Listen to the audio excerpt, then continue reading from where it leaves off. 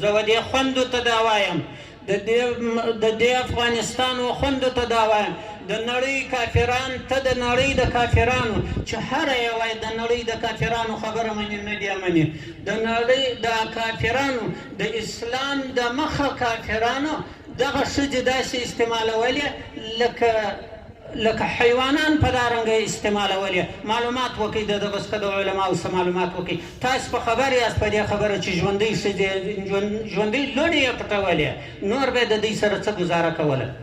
د نورو ګزارې بس د دغسې د دې یوې خبرې څه معلومېږي، ژوندۍ لوڼې په خاورو کې پټولې، داسې ګزاره کوله دغه کافرانو د دا ښځو سره. او الله جل جلاله و دې ښځو ته داسې حق ورکوي، وعاشروهن، تاسې ښه معامله ورسره کوئ. الله جل جلاله وایي د دا ښځو سره واستوصوا بالنساء، رسول الله صلی الله علیه وسلم وایي وصیت کوم زه تاسو ته د ښځو دپاره خیره د خیر ښه ورسره کوئ د ښځو سره. رسول الله صلی الله علیه وسلم وایي د ابو هریره رضی الله تعالی عنه حدیث دی، وایي رسول الله صلی الله علیه وسلم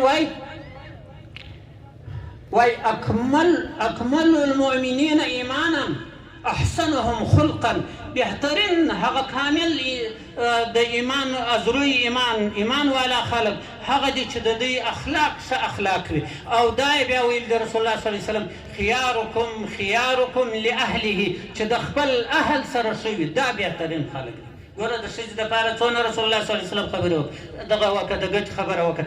ګوره دغه د ښځو دپاره څرنګه وصیت الله جل جلاله وکړي.